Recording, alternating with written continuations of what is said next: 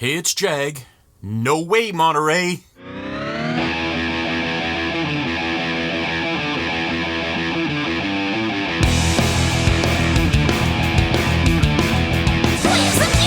Yeah. 3 weeks. 3 weeks of nightmare editing. Well, it's not all Monterey's fault. I just couldn't think of something that sounded as good as No Way Monterey. It's a gift. During that time, I muddled through and did one video, got it out. That was my new camera video. And muddled through that on the MacMini here in the studio. I finally ended up moving over to my MacBook Pro 16, which is a 2020. So the Mac Mini is an M1. I got it about 4 or 5 months ago, and my MacBook Pro is from about a year ago. So it's Intel. So I moved over to that so that I could rebuild the one in the studio here. Like I said, it's not all Monterey. A matter of fact, probably most of it isn't Monterey. It seems that the main issue was Final Cut Pro 10.6. And not just for me. A lot of people, when this first started happening, were saying, oh, Monterey, Monterey. Apple released Monterey and Final Cut Pro 10.6 at pretty close to the same time. So I think initially people were thinking Monterey was the issue, and it does mostly seem to have been Final Cut Pro. It did initially seem like it was working a little bit better, actually, on my MacBook Pro, Monterey and Final Cut Pro 10.6. But pretty quickly, that all ground to a halt again. So that was kind of the first week of November. Like I say, I sort of muddled through, just, nightmare editing, waiting for things to load, the spinning pie, crashes, that kind of thing. And then I finally decided, okay, I've got to rebuild the Mac Mini in the studio. I got to do something so I can work easier. So that was last week, or second week of November. And so through that week, mostly I spent all my spare time rebuilding the Mac Mini to Big Sur. On top of everything else, Apple has made it really difficult to back rev. I have done this before without any problems, but I ended up having to drop down to terminal and then using some sudo commands, and was able to get back Big Sur. I still at that time hadn't twigged to the fact that it probably was Final Cut Pro 10.6 that was the problem. So I went back to Big Sur and Final Cut Pro 10.6 last week. I got it rebuilt for Friday. Friday's usually my YouTube day. And I thought, okay, I will shoot and we'll get back on it here and everything's going to be great.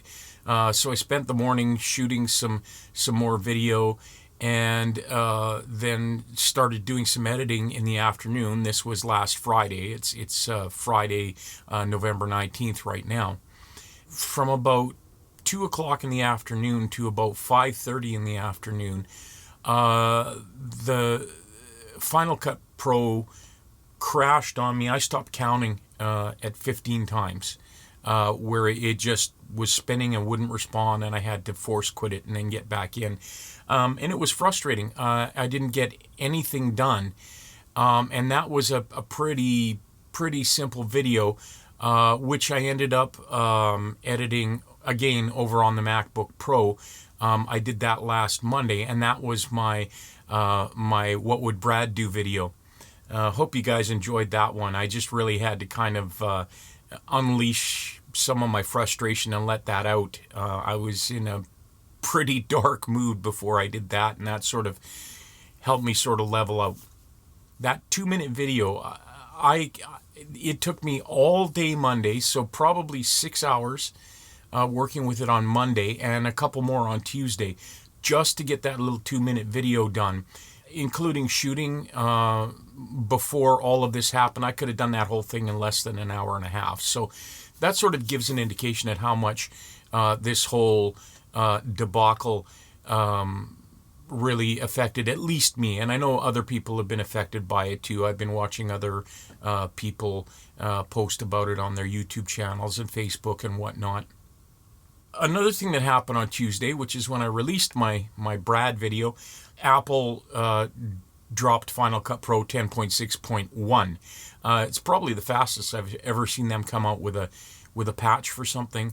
And I was a little bit skeptical, so I did install it. It still, to me at the time, seemed like it was redrawing the screens really slow, in particular the audio waveforms. And a couple of my other issues didn't seem to be completely resolved, but it was better. So anyway, I left it at that, and I thought, okay, well, I'll get to this on Friday. I'm not really sure why, but today, Friday, I'm not having any problems at all in Final Cut Pro. So it's I'm still on Big Sur on the MacMini, Final Cut Pro 10.6.1, and the things that I thought were still a problem after I installed 10.6.1 on Tuesday were gone. It's actually been really, really good today. I already did a little test, which will probably be in this video. It does look like everything has been fixed. 3 weeks of nightmare. You can't get that back. The tendency is to want to sulk and complain about it, but we're working again. I learned a lot, and it's not like I wasn't able to do anything. I've shot quite a bit of video for some things coming up. I've been able to work with the ZV-1. I am digging that camera. And I also got a Deity D4 Mini. And that's going into the H1 right now as well. So the audio you're hearing is the D4 Mini into the H1. I'm going to kind of get to detailing some of the issues that I had, and I've got some screen recordings that I did while I was having the issues. So I'm going to show those because I did them, and even though the problems were resolved, I just thought I'd give you a little picture of what we were going through, or I was going through anyway. Like I said, it was really difficult trying to get an installable version of Big Sur back. I don't know why that is. I thought, okay, recovery would be pretty quick. I mean, I've done that many times, and it always has been. It just seems like things were different this time. I don't know if it's Monterey or they changed something, years ago. I haven't had to rebuild a Mac in quite a long time. One thing I like about Macs, about Mac OS, is it really is bulletproof. You really don't have a lot of problems with it, or I haven't anyway. And I was pretty confident that I could recover in, maybe half a day, 2-3 hours. That's what it's taken in the past. This time, lesson learned. It's my rule of thumb. Never apply an update right when it comes out, and especially don't apply two. All right, so let's get on to, some of what the issues were, the post-mortem, as it were. And I just kind of jotted this all down last night. So, like I say, I ended up working on my MacBook Pro 16 while I rebuilt this. And I had initially thought that the MacBook Pro was running fine. It seemed a little bit sluggish, but not too bad. But pretty quickly it started crashing and having the problems again. And again, just in Final Cut Pro. Logic seemed okay. Word, Excel, email, all of those things, they weren't a problem. I did find an issue that I haven't seen anybody else report, so maybe it's something I'm misunderstanding, and that's with color space. Like I say, I've got some screenshots or some screen recordings, so I'll show you this one in a minute. There's an issue with Time Machine, not related to Monterey. I first noticed it on Big Sur, probably pretty close to a month ago, around October 4th. The screen recording will sort of clarify what's going on there. Also, I discovered an issue with APFS formatted external SSDs. I have two really fast SSDs, one I use for one soul thrust and one I use for doing this stuff. And they're both 1 terabyte. They're super fast, and they've worked great. But this little APFS issue was really interesting. I'll show you a screen recording of that as well. The project that was the biggest issue, the one I was working on and that was a problem, was my new camera gear video, and that had multicam because I was demonstrating the ZV-1, both my Akaso Brave 7 LEs, my Akaso V50 Pro SE, which has now died, my Canon Vixia HFR 400, and the H1N. So I had 6 angles through that whole video. I just shot all of that beginning to end with all of those running and then was editing it. So what I found was if I didn't use multicam clips, if I just dragged everything into the timeline on the project, manually synced all of those clips, and then just sort of cut and enabled and disabled as I went along, I had far less problems. It didn't hang up on me or crash on me. I still had the issues with the redrawing waveforms and having to wait every time I would change a view, or every edit cut I would make, I would have to wait 30 to 60 seconds before I could do another one. But it was better than when I was trying to use multicam clips in the project, where it would just completely freeze up. Oh, and the other thing that I noticed with that, if I was just dropping the clips into the timeline and editing in there, when I would hit play, play would go immediate. There was no lag and no problem. When I was doing that with multicam clips in the projects, I'd hit play and it would spin for a good 3-4 minutes. But it would eventually start playing. It wouldn't crash. So that's a little bit of the verbal detailing of what happened.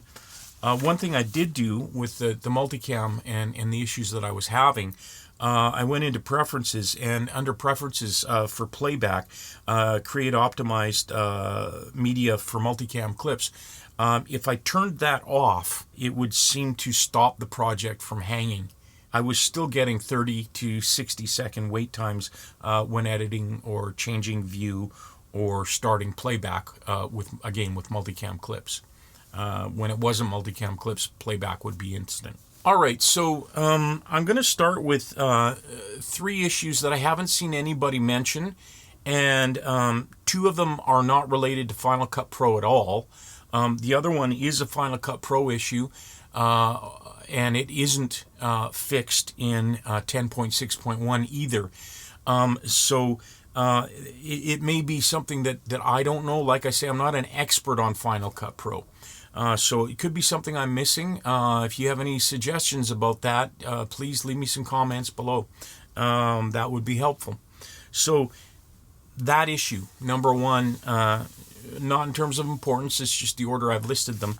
So the first one is the color space bug, and it is still here after the patch to Final Cut Pro 10.6.1. So here's what I have happening with the color space issues. This is a new bug. If I change the color space from none to any color space, we'll go Rec 709, and then I change it back, it does not change. It keeps displaying as Rec 709. Changing to other color spaces still works, but turning it off does not actually turn it off. The only way I can make that apply is to quit Final Cut Pro. And then if I go back in, that color space will be set back to none. There, you can see the color space is now actually back to none. The second issue is a bug with Time Machine backups. And it's not one that was new with Monterey. I first noticed it about October 4th, and so that was still Big Sur. My old MacMini is functioning as a Time Machine server. I was using it for all of my Macs. I'm not using it for the studio MacMini now. I've got that going to a direct attached storage. So this bug in Time Machine, it may only relate to using Time Machine on a network storage or sparse bundle. Anyway, here's the clip. You'll see what's going on with that. I found this in Big Sur about a month ago, and it's a problem with Time Machine backup when backing up to a network attached storage. So I have two Mac Minis. I have my M1 Mac Mini, which is my main studio computer, and I also have my older Mac Mini, which I'm using as a time machine server and a server for other minor files and things. So it was working fine for the internal hard drive, and I had included the external data hard drive connected to a USB-C port on the new Mac Mini. It was showing me that it was backing it up if I would go into Time Machine history and whatnot, but when I would go into the actual folder for the data drive, it was empty. I'll just show you that. So here's the sparse bundle here. I've opened it up. It shows me my backups like any other Time Machine drive would. But if I go into these backups, Mac Mini, all of the data is showing up in there. You can see as it loads. But data, it's showing me nothing is there. The oldest backup I have on this sparse bundle is from July of this year, and it's the same thing. Everything shows up on the local hard drive, but the connected hard drive is not showing up. And again, that was included in the backup selections. I only found that out about a month ago, I guess. I just trusted Time Machine. I've trusted Time Machine for years. It was okay. I didn't lose anything. I am actually overcautious about backups, and I also run Carbon Copy Cloner. I got everything I needed back off that clone. And since then, I have changed to using Carbon Copy Cloner as my exclusive backup. It makes bootable backups. I can restore all my data. I can basically do everything I do with Time Machine, and I can rely on it. There may be a reason why this was showing up like this that I'm not aware of. I just didn't really want to take the time to troubleshoot it, but that's another part of the tale of woe. And this, like I say, is from before I upgraded this to Monterey. So that's a bug definitely in Big Sur. So that's the Time Machine bug, and if that's something that's known, or if I've missed something obvious, again, comment below. I'd like to know what other people think. I've looked online about this and haven't heard people mention this issue, so I don't know if it is an issue or if it's just something I don't know. Another bug that I've noticed, I thought it was Monterey because I noticed it after Monterey, but no, it still happens even on the Mac Mini here, which is back to Big Sur, and it has to do with external SSDs that are formatted APFS. Apple wants everybody to go APFS, and in particular, it's supposed to be a better choice for SSDs. But you'll see in the clip, I had an issue with it. Here's that clip. Misreporting the drive data usage. It doesn't let it go or clean it up when you remove things off the drive. So you can see it says 133 gigs available and 896-ish gigs used, and that's not actually true. So excluding these aliases, which aren't actually files that are stored on this drive, in the template I have 1 gig open. My double mystery pedal build, which is one of my upcoming videos, is using 235 gigs. So we're at about 237, we'll call it 238 gigs. Tale of Woe midweek musing is so 238 gigs. We've got 19 gigs there, so we'll call it 20. So 258 gigs used. And this midweek musing that I'm working on, a couple of gigs. So we'll be generous. We'll say 300 gigs being used on this drive, and it's reporting that we're using almost 900. And before any of you post and say, well, you need to clear your render files and all of that, I have done that in all of these already. So I've gone through this several times before. I moved everything off this drive, reformatted it, copied my data back over, and it was reporting everything right, and then started working on it. Then I cleaned up all my renders, moved files off of there, and it still said I was using up to 3 times as much data as I was actually using. The fourth clip is actually the one that started it all. This is basically the bulk of the issues that I was having after, at the time, what I thought was the Monterey upgrade at fault. But also I had upgraded to Final Cut Pro 10.6, my camera gear video, and that's where I started noticing all the problems, and right away I started screen recording it at that time. So this clip is from about 3 weeks ago, but it sort of lays out the major issues I had, and basically what I've been dealing with for the last 3 weeks, and like I say, other people as well had the same issues. So here is the project that I had the biggest problem with, or where I noticed all of these issues with Final Cut Pro. So that was on my new camera gear video. I'm going to open this and we'll see what happens. So it's bouncing away, waiting for it to start. We get the splash screen, we get the Pi, and it's come up here. And this is because I remembered to close everything before I closed the library. If I go into the projects folder and I open up the project, here you can see how long it takes to load.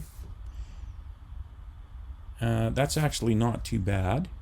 But, well, actually it is, because you can see none of the tiles, the waveforms have redrawn. Okay, now we've got our video, but the waveforms, the audio waveforms, have still not redrawn. All of this was happening very fast and snappy before I upgraded to Monterey. All of the work that's in this copy was done on Big Sur, so this is not the final project. And I can tell you that when I was opening it on Big Sur, it was not taking near this long for these waveforms to redraw. Another thing that I have happening in here is it will randomly change what tool I'm using. More often than not, it'll switch from select to position, but several times it has switched to blade tool.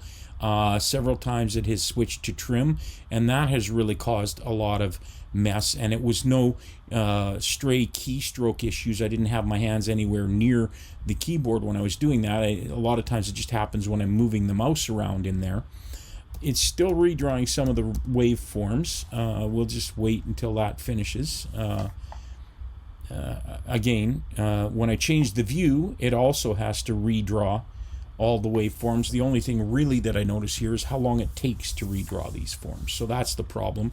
If I would close a library, or even close Final Cut Pro with a project open, this wasn't happening on multicams or footage or anything else, but if I had a project timeline open and I would exit Final Cut Pro, it would not open again. Oh yeah, background tasks. It always thinks it's doing background tasks too, which I guess is probably those screen redraws. When I would do that and I would close with the project open and I'd go to open it again, Final Cut Pro would hang up. I left it for several hours and I still had the spinning Pi.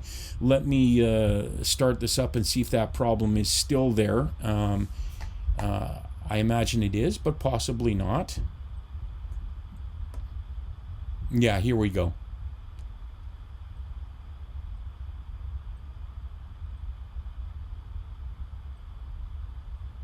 So it's loading.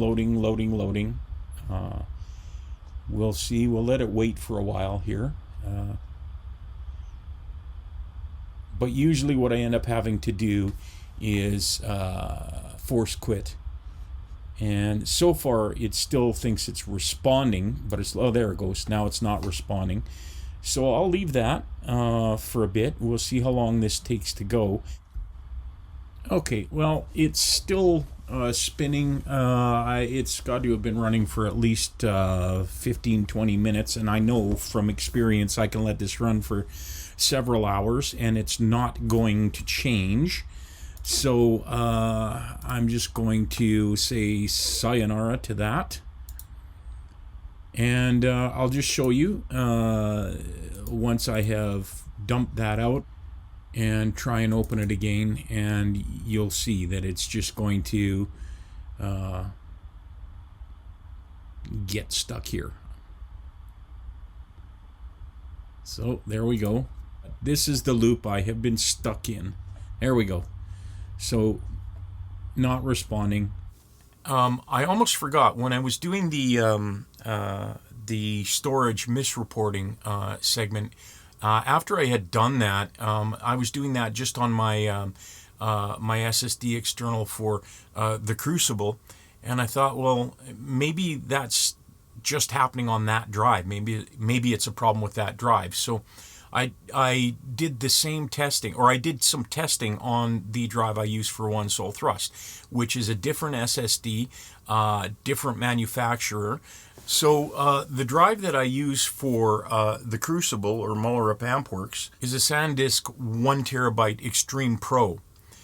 So very fast and a really good drive.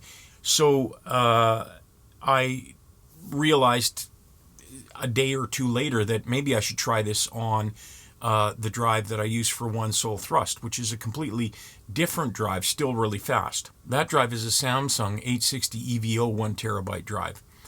So I thought, okay, different manufacturer, same capacity, similar performance.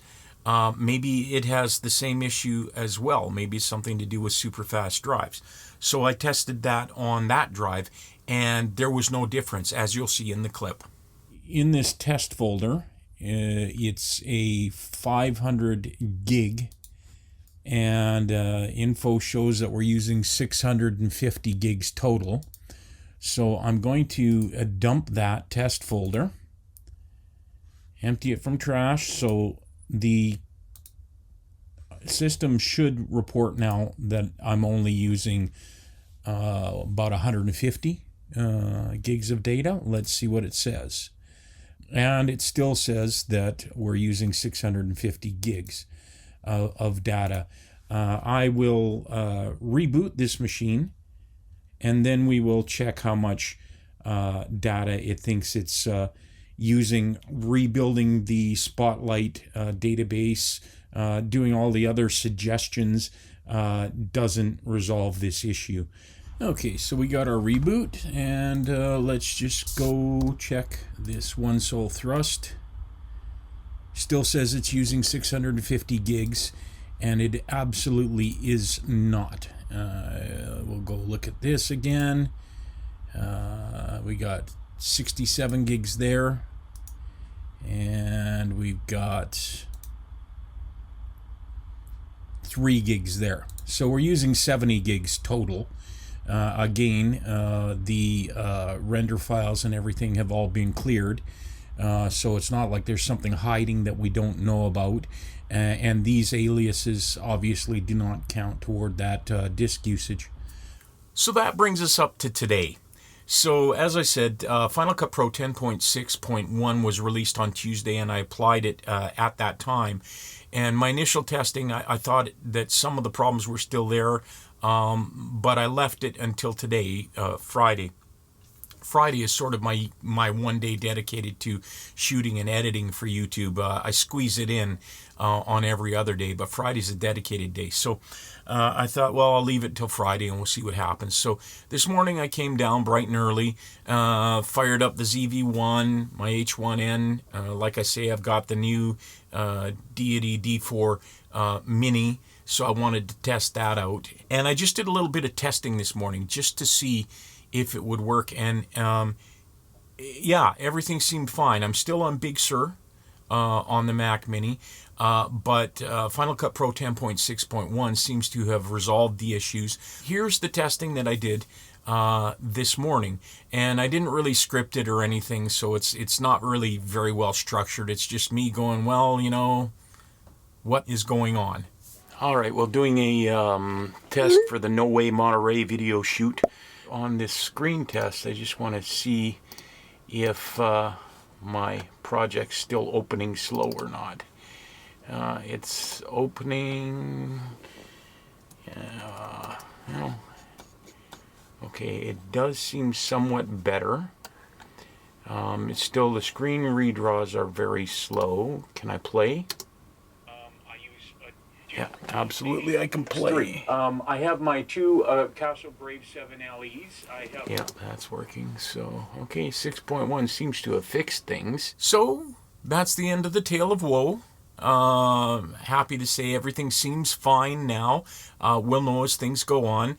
As you saw in one of those clips, I've got some footage shot for what I'm calling the mystery double pedal build. So I've got the first segment of that all shot. Actually, it was shot 3 weeks ago, just before all of this happened, and I haven't been able to get back to it. Over the next week, I will film the second part, which will probably complete the mystery pedal build. And once that's done, I will do a demonstration of the pedals, and that's when we'll do the big reveal on what are the pedals. So, feels good, feels like we're back on track and back to doing productive work. Like always, thanks for watching. I really appreciate your support. Please give me a thumbs up, like and subscribe if you found this interesting or entertaining. It's really helpful. You know, everybody says for the algorithm, you know, comment, like, you know, all those things. So I would appreciate your help. Channel's still small and I'd like to grow it. If you're interested in my band One Soul Thrust, that's a clip of One Soul Thrust that plays at the beginning of all my videos. The information is down below. I always include it in the descriptions. Please consider supporting One Soul Thrust on our Patreon. I'd really appreciate that. So until the next video, thanks for watching, and we'll see you soon.